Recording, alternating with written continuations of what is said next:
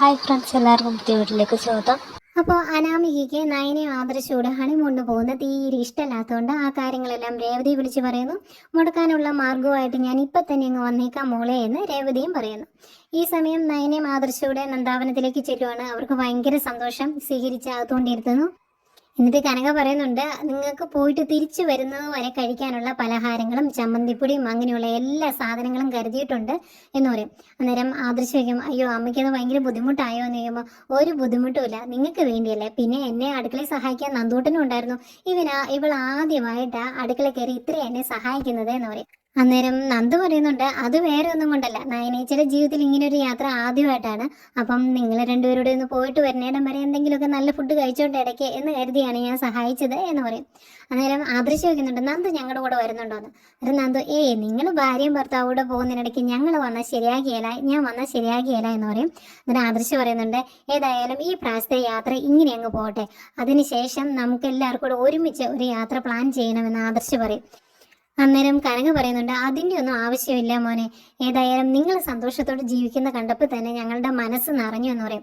എന്നിട്ട് അതിൻ്റെ കൂടെ കനക പറയുന്നുണ്ട്, ഇതുപോലെ യാത്രകളും സന്തോഷത്തോടെയുള്ള ജീവിതവും മാത്രം പോരാ, വേറെ ഒരു കാര്യം കൂടി ഞങ്ങൾ എല്ലാവരും ആഗ്രഹിക്കുന്നുണ്ട്, നിങ്ങളുടെ രണ്ടുപേരുടെയും ഒരു കുഞ്ഞിനെ, ആ കുഞ്ഞിനെ ലാളിക്കാൻ ഞങ്ങൾ ഒത്തിരി ആഗ്രഹിക്കുന്നുണ്ട് എന്ന് പറയുമ്പം ആദർശ് പറയുന്നുണ്ട്, അങ്ങനെ ഒരു കാര്യം വേണം എന്ന് എനിക്കും ഇപ്പോൾ മനസ്സിലായി തുടങ്ങിയിട്ടുണ്ട്, ഏതായാലും നിങ്ങളോട് ഒന്ന് പ്രാർത്ഥിച്ചേരെ, അതിനൊന്നും ഇനി ഒരുപാട് കാത്തിരിക്കേണ്ടി വരില്ല എന്നാണ് എൻ്റെ പ്രതീക്ഷ എന്ന് ആദർശം പറയുന്നുണ്ട്.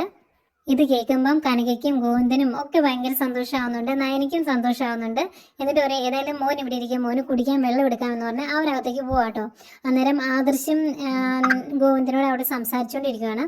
അന്നേരം ഗോവിന്ദൻ പറയുന്നുണ്ട്, മോനെ, നയനു ജീവിതത്തിൽ ഒരിക്കലും എന്നെ ഒരു കാര്യത്തിലും ബുദ്ധിമുട്ടിച്ചിട്ടില്ല, അവൾ എപ്പോഴും എൻ്റെ പ്രാരാബ്ദങ്ങൾ കണ്ടറിഞ്ഞ് മുന്നോട്ട് പോയിട്ടുള്ളൂ. പക്ഷേ നവ്യ അങ്ങനെയല്ലായിരുന്നു. അതുകൊണ്ട് തന്നെ നിങ്ങൾ ജീവിതം തുടങ്ങിയതിന് ശേഷം ഓരോ സങ്കടങ്ങൾ കനകി ഇവിടെ ഇരുന്ന് പറയുമ്പോഴും ഞാൻ പറയുമായിരുന്നു, കുറേ കഴിയുമ്പം ആദർശമോൻ നയനെ മനസ്സിലാക്കും, അവർക്ക് നല്ല സന്തോഷമുള്ളൊരു ജീവിതം കിട്ടും എന്നൊക്കെ ഞാൻ പറയാറുണ്ടായിരുന്നു. ഇപ്പോൾ ഉള്ള സങ്കടം നവ്യയെക്കുറിച്ച് മാത്രമേ ഉള്ളൂ എന്നൊക്കെ പറയുന്നുണ്ട്.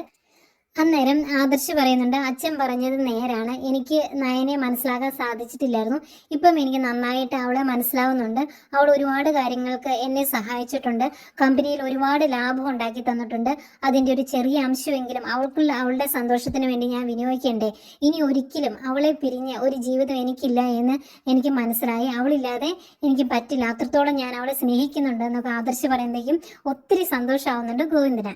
ഈ സമയം നമ്മുടെ അനാമിക വെയിറ്റ് ചെയ്തിരിക്കുവാണ്, രേവതി വരുന്നത്, എങ്ങനെയെങ്കിലും ഇവരെ ഹണിമൂൺ മുടക്കണമല്ലോ. അന്നത്തേക്കും അമ്മ വരുന്നു, ഒന്നേന്തി ഓടി വന്ന് കെട്ടിപ്പിടിക്കുന്നു. എന്നിട്ട് എന്തായി മോളെ എന്ന് ചോദിക്കുമ്പം, അയാൾ എന്നെ ഇൻസൾട്ട് ചെയ്തിട്ട് അവളെ കൊണ്ട് അവളുടെ വീട്ടിലോട്ട് പോയേക്കുന്നത്, തിരിച്ചു വരുമ്പോൾ രണ്ടും കരയണം, അതിനുവേണ്ടി എന്തെങ്കിലും ചെയ്യണം അമ്മേ എന്നിങ്ങനെ പറയുക. അന്നേരം രേവതി പറയുന്നുണ്ട്, ആദർശം കണക്കാ, അവനെ ഒരുപാട് സ്നേഹിക്കുന്നതാണല്ലോ അനി, എങ്കിൽ അനിയോട് പറഞ്ഞില്ലല്ലോ മോളെയും കൊണ്ടൊന്ന് ഹണിമൂണിന് പോകാൻ, സ്വന്തമായിട്ട് ഹണിമൂണിന് പോകാൻ നാണോ ഇല്ലല്ലോ, ഇത്രയും കല്യാണം കഴിഞ്ഞിട്ട് ഇത്രയും മാസമായില്ലേ, ഇപ്പോഴാണോ ഇതിനൊക്കെ തോന്നിയത് എന്നൊക്കെ ഇങ്ങനെ രേവതി പറയുമ്പം അനാമിക പറയുന്നുണ്ട്, അമ്മ അതിന് നമ്മൾ കരുതുന്ന പോലെ വലിയ അടുപ്പമൊന്നുമില്ല അവർ തമ്മിൽ, അവരുടെ ഇടയ്ക്ക് എന്തോ അകൽച്ചയുണ്ട്, അത് മാറ്റാനായിരിക്കും ഇപ്പം യാത്ര പോകുന്നത്, മിക്കവാറും ആ കിളവനും കിളവിയായിരിക്കും ഇതെല്ലാം പറഞ്ഞ് സെറ്റ് ചെയ്തത് എന്ന് അനാമിക പറയുമ്പോഴത്തേക്കും രേവതി പറയുന്നുണ്ട്, അതെ, ആ കിളവനും കിളവിയും ജീവിച്ചിരിക്കുന്നിടത്തോളം കാലം ഇതൊന്നും നടക്കുകയില്ല, നമ്മൾ ഉദ്ദേശിക്കുന്ന പോലെ ഒന്നും നടക്കുകയില്ല, അതുങ്ങൾ എങ്ങനെയെങ്കിലും മേലോട്ട് പോയാൽ രക്ഷയായി എന്ന് പറയും. അന്നേരം അനാമിക പറയുന്നുണ്ട്, അമ്മ ഇവിടെ അവരോട് എന്തെങ്കിലും മുത്തശ്ശിയോടും എന്തെങ്കിലും ഒരു ഇഷ്ടക്കേടുള്ളത് അനിയയുടെ അപ്പച്ചിക്ക് മാത്രമാണ്, ബാക്കി എല്ലാവർക്കും വലിയ കാര്യമാണ് അവരെ. വല്യമ്മ എന്നെ സ്നേഹിക്കുന്നൊക്കെ ഉണ്ട്, പക്ഷേ അവരെന്ന് പറഞ്ഞാൽ മുത്തശ്ശനും മുത്തശ്ശി എന്ന് പറഞ്ഞാൽ ഭയങ്കര കാര്യം ഇവർക്ക് എല്ലാവർക്കും, അതുകൊണ്ട് അവരോടൊന്നും ചെയ്യലൊന്നും നടക്കുകയില്ല എന്ന് പറയും. അന്തേക്കും രേവതി പറയുവാണ്, അതാ ഞാൻ പറഞ്ഞേ, ആരും അറിയാതെ എന്തെങ്കിലും ചെയ്ത് അവരെ അങ്ങ് ഒഴിവാക്കണമെന്ന്. മോൾക്ക് നമ്മുടെ അവസ്ഥ അറിയാലോ, ഒരുപാട് കാലം ഒന്നും ഇങ്ങനെ നിനക്കിവിടെ പിടിച്ചു നിൽക്കാൻ പറ്റില്ല, നമ്മുടെ അവസ്ഥ ഇവിടെയുള്ളവർ അറിഞ്ഞിട്ടുണ്ടെങ്കിൽ പിന്നെ ഒരു കാര്യവും നടക്കുകയില്ല, കള്ളത്തരം കാണിക്കുന്നവരെ അതേപോലെ പുറത്താക്കുന്ന സ്വഭാവമാണ് ആ മൂർത്തി എന്ന് പറഞ്ഞ കിളവനുള്ളത്, അതുകൊണ്ട് എങ്ങനെയെങ്കിലും നമ്മുടെ കാര്യങ്ങൾ സാധിച്ചെടുക്കണം മോളെ, നിന്നെ ഇപ്പം വലിയ സ്നേഹിക്കുന്ന അനിയുടെ അമ്മയും വല്യമ്മയും ഒക്കെ നമ്മുടെ അവസ്ഥ അറിഞ്ഞു കഴിഞ്ഞാൽ അതൊന്നും ഉണ്ടാകില്ല, എല്ലാം ആവിയായി പോകും. അതിനു മുമ്പ് എന്തെങ്കിലുമൊക്കെ സാധിക്കണം എന്ന് പറയുമ്പോഴത്തേക്കും അനാമിക പറയും അതൊക്കെ നേരാ, പക്ഷെ ഇപ്പം അവരുടെ ഹണിമൂൺ നടക്കില്ല, അതെങ്ങനെയെങ്കിലും തല്ലി നശിപ്പിക്കണം അമ്മേ, ഒന്ന് വാ എന്ന് പറഞ്ഞ് അകത്തോട്ട് പോരുവാണ്. ഈ സമയം ജാനകിയും ദേവയാനിയും കൂടെ അവിടെ ഇരുന്ന് സംസാരിക്കുന്നുണ്ട്. ജാനകി പറയുന്നുണ്ട് ഈ സമയത്ത് ഹണിമൂൺ അവള് പറഞ്ഞിട്ടായിരിക്കും, ഇപ്പൊ തന്നെ അവളുടെ വീട്ടിലോട്ട് പോയിട്ടുണ്ടല്ലോ, ശരിക്കും ആദർശം മാറി എന്നൊക്കെ പറഞ്ഞിങ്ങനെ പറയുക. എന്നിട്ട് പറയും അഭി എന്തെങ്കിലും തെറ്റ് ചെയ്താൽ എല്ലാവർക്കും ഭയങ്കര ബുദ്ധിമുട്ടും വഴക്കും ഒക്കെയാണെന്ന് ജലജ പറയും. ആദർശ് എന്ത് ചെയ്താലും ആരും മൈൻഡ് ചെയ്യില്ലല്ലോ എന്നൊക്കെ ഇങ്ങനെ പറയുക. അന്നേരം ദേവേനി പറയും അവന് ഭയങ്കര വിശ്വാസമാണ് അച്ഛനും ജയേട്ടനും ഒക്കെ, അതാണ് കുഴപ്പം എന്ന് പറയും. അന്നേരത്തേക്കും അകത്തേക്ക് കയറി വരും അനാമികയും രേവതിയും കൂടെ. അന്നേക്കും ആഹാ മോളെ കാണാൻ വന്നതാണോ എന്ന് ചോദിക്കുമ്പോൾ മോളെ ഇടയ്ക്കിടയ്ക്ക് കാണണമെന്ന് തോന്നും, അത് മനസ്സിൽ വെച്ചോണ്ടിരിക്കാതെ ഓടി ഇങ്ങോട്ട് പോരും അവളെ കാണാൻ എന്ന് പറയും.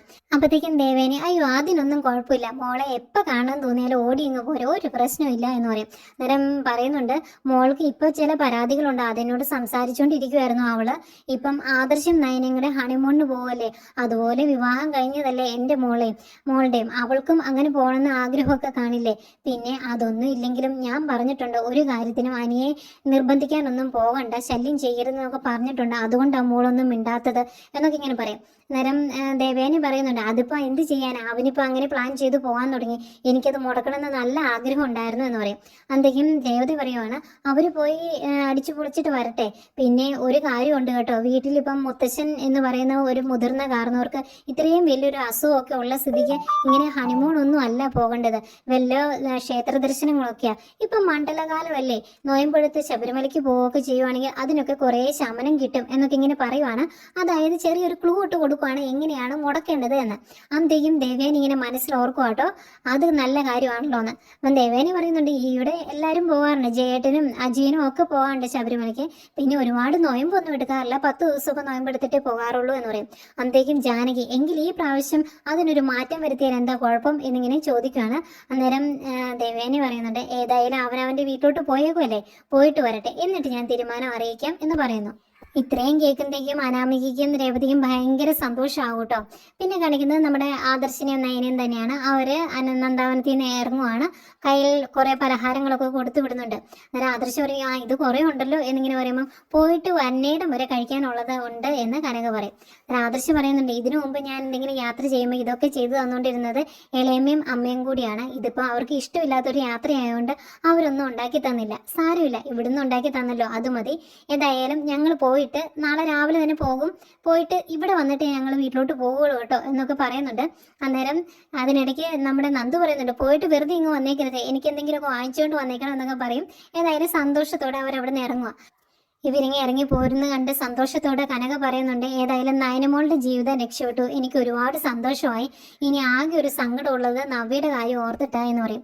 അന്നേരം ഗോവിന്ദൻ പറയുന്നുണ്ട് അതൊന്നും ഓർത്ത് നീ വിഷമിക്കേണ്ട, ഏതായാലും നയനമോളും ആദർശം അവിടെ ഉണ്ടല്ലോ, സ്നേഹിക്കാൻ മനസ്സുള്ള ഒരുത്തനാണ് ആദർശ, അതുകൊണ്ട് തന്നെ നവ്യമോളുടെ ജീവിതവും എങ്ങനെയെങ്കിലുമൊക്കെ ഇവരെ രക്ഷപ്പെടുത്തിക്കോളും എന്ന് പറയുന്നു.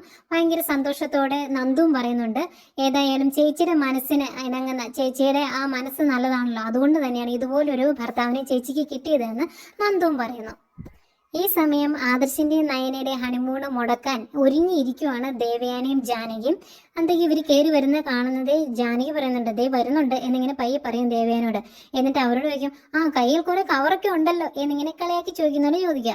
അതൊക്കെ ആദർശ അടുത്തിട്ട് വരും. എന്നിട്ട് പറയും ആ ഞങ്ങൾ പോയിട്ട് വരുന്നേരം വരെ കഴിക്കാനുള്ള പലഹാരങ്ങളും ചമ്മന്തിപ്പൊടിയും ഒക്കെ അവിടുന്ന് അമ്മ ഉണ്ടാക്കി തന്നിട്ടുണ്ട് എന്ന് പറയും. അന്നേരം ദേവയാനി പറയുന്നുണ്ട് പുറത്തുനിന്ന് ഫുഡ് കഴിച്ചാലും വലിയ പ്രശ്നമൊന്നുമില്ല, ഇവളുടെ വീട്ടിൽ നിന്നുള്ള ഫുഡ് കഴിച്ചാലാണ് നിന്റെ വയറ് കേടാകുന്നത് എന്ന് പറയും.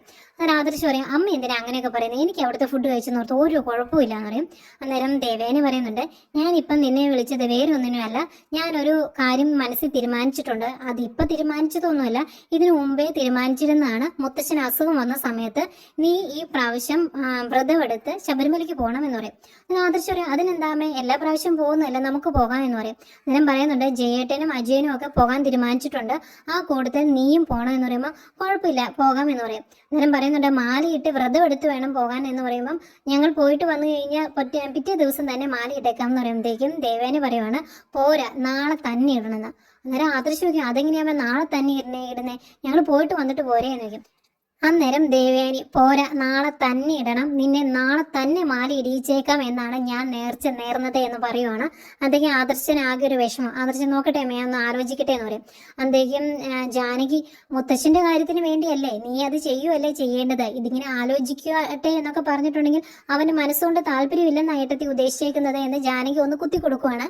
അന്നേരം ദേവയാനി പറയുവാണ്, നീ 41 ദിവസം വ്രതമെടുത്ത് ശബരിമലയ്ക്ക് പോയി കഴിഞ്ഞാൽ അച്ഛൻ്റെ അസുഖത്തിനെല്ലാം കുറവ് വരുമെന്ന് എനിക്ക് നല്ല ഉറപ്പുണ്ട്, അതുകൊണ്ട് ഇത് ചെയ്തേ പറ്റൂ എന്ന് പറയും. അന്തേക്കും നയന, കുഴപ്പമില്ല ആദർശേട്ടാ, ഇനിയിപ്പം ആദർശേട്ടൻ ട്രിപ്പിന് പോകാമെന്ന് പറഞ്ഞാലും ഞാൻ സമ്മതിക്കത്തില്ല, ഒരു നല്ല കാര്യത്തിന് വേണ്ടിയല്ലേ 41 ദിവസം വ്രതമെടുത്ത് ശബരിമലയ്ക്ക് പോകാം എന്ന് പറയും. എന്നിട്ട് അത്രയും പറഞ്ഞു കഴിയുമ്പോൾ ആദർശനാകെ ഒരു വിഷമോ സങ്കടമൊക്കെ വന്നിട്ടുണ്ട് കേട്ടോ. അങ്ങനെ പറഞ്ഞ് അവരവിടെ നിന്ന് പോരുക. അന്തേക്കും ഇതെല്ലാം കേട്ടുകൊണ്ട് അപ്പുറത്തേക്ക് മാറി നിൽപ്പുണ്ടായിരുന്നു അനാമികയ്ക്ക് ഭയങ്കര സന്തോഷമാവും. അനാമിക ഓടി ദേവയാനിയുടെ അടുത്ത് വരുവാണ്. അന്തേക്കും ദേവയാനി, ആ മോളോ ഇവിടെ വന്നിരിക്കുക എന്ന് പറഞ്ഞാൽ അടുത്ത് പിടിച്ചിരുത്തുക. എന്നിട്ട് പറയും, മോൾ ആദ്യമായിട്ട് എന്നോടൊരാഗ്രഹം പറഞ്ഞതല്ലേ, അതുകൊണ്ട് ഇങ്ങനെയുള്ള യാത്രകളും കാര്യങ്ങളും ഒക്കെ മോള് നടത്തിയാൽ മതി, അല്ലാതെ ഇങ്ങോട്ട് വലിഞ്ഞു കയറി വന്ന അവളൊന്നും ഇങ്ങനെയുള്ള ആഗ്രഹങ്ങളൊന്നും നടപ്പിലാക്കണ്ട, അതെനിക്ക് ഇഷ്ടമല്ല എന്നിങ്ങനെ ദേവയാനി പറയുവാണ്. ഏതായാലും റൂമിലേക്ക് നടന്നു വരുന്നതിനിടയ്ക്ക് ആദർശ് പറയുന്നുണ്ട്, ഇത് അമ്മ മനഃപൂർവ്വം ചെയ്തതാണെന്ന് എനിക്ക് തോന്നുന്നത്, അല്ലാതെ ഇങ്ങനെ ഒരു നേർച്ച അമ്മ നേർന്നു എന്ന് എനിക്ക് തോന്നുന്നില്ല എന്ന് പറയും. അന്നേരം നയന പറയും, എന്തെങ്കിലും ആകട്ടെ ആദർശേട്ടാ, സാരമില്ല, ഒരു നല്ല കാര്യത്തിന് വേണ്ടിയല്ലേ വ്രതം എടുത്ത് ശബരിമലയ്ക്ക് പോയിട്ട് വാ, 41 ദിവസത്തെ കാര്യമല്ലേ ഉള്ളൂ എന്നിങ്ങനെ ചോദിക്കും. അന്നേരം ആദർശ് പറയുന്നുണ്ട്, ഈ 41 ദിവസം കഴിയുമ്പോൾ വേറെ എന്തെങ്കിലും പറയാലെന്ന് എന്താ ഉറപ്പ് എന്ന് ചോദിക്കും. അന്നേരം നയന പറയും, അങ്ങനെയൊന്നുമില്ല, നീ അങ്ങനെ ഒന്നും വിചാരിക്കണ്ട എന്ന് പറയും. അന്നേരം നിനക്ക് സങ്കടമൊന്നുമില്ല എന്ന് ചോദിക്കുമ്പോൾ, എനിക്ക് അങ്ങനെ സങ്കടമൊന്നുമില്ല, ഒരു നല്ല കാര്യത്തിന് വേണ്ടിയല്ലേ, മുത്തശ്ശിന് വേണ്ടിയല്ലേ, വെറുതെ എടുത്തു കഴിഞ്ഞാൽ എല്ലാത്തിനും മാറ്റം വരുമെന്ന് എനിക്ക് ഉറപ്പുണ്ട് എന്നൊക്കെ പറയുമ്പോഴത്തേക്കും ആദർശ് ഇങ്ങനെ തോളെ കയറ്റിട്ട് ആദർശനാകെ സങ്കടം വിഷമമൊക്കെ വന്നുണ്ട്. നയൻ ഇങ്ങനെ ചേർത്ത് പിടിക്കുക. അന്നത്തേക്കും ദേവിയനെ അത് കണ്ടുവിട്ട് വന്നിട്ട് നയനോട് ചോദിക്കുക, ഇത് എന്നതാ നയനെ, നാളെ അവൻ നൊയമ്പെടുക്കാൻ തുടങ്ങുവാന്ന്, മാലയിടാൻ തുടങ്ങുവാന്ന് നിനക്ക് അറിയത്തില്ല, എന്നിട്ട് എന്ത് കാണിക്കുന്നതെന്ന് ചോദിക്കും. അങ്ങനെ ആദർശ് ചോദിക്കും, അതിന് എന്താമേ നാളെയല്ലേ ഞാൻ നൊയമ്പ് തുടങ്ങുന്നതെന്ന് ചോദിക്കും. അന്നേരം പറയും, അതിന് ഇന്നേ മനസ്സുകൊണ്ട് പ്രിപ്പയർ ആവണം, അല്ലാതെ ഇങ്ങനെയാണോ ചെയ്യേണ്ടത്, നിനക്ക് എന്താ ഇത്ര ആവേശം എന്നൊക്കെയാണ് ദേവേനെ ചോദിക്കുന്നത്. വളരെ മോശം ഡയലോഗ്, അതൊക്കെ കേൾക്കുമ്പോൾ നമുക്ക് എന്തോ പോലെ തോന്നും. അതുപോലെ ആദർശനോട് പറയുന്നുണ്ട്, നാളെ തൊട്ട് ഈ റൂമിലായിരിക്കുകയല്ലേ ഇവള് കിടക്കുന്നത്, ഇവള് വേറെ റൂമിൽ കിടന്നാൽ മതിയെന്ന്. അങ്ങനെ ആദർശ് ചോദിക്കും, അതിനെന്താമേ അവള് തറയെ പാവിരിച്ച് കിടന്നോളൂ, ഞാൻ ഈ കടലിൽ കിടന്നെന്ന് ഓർത്ത് എന്താ കുഴപ്പം എന്ന് ചോദിക്കും. നേരം പറയുന്നുണ്ട്, ഇതൊന്നും നടക്കുകയില്ല, പണ്ടൊക്കെ ശബരിമലയ്ക്ക് പോകുമ്പം പ്രത്യേക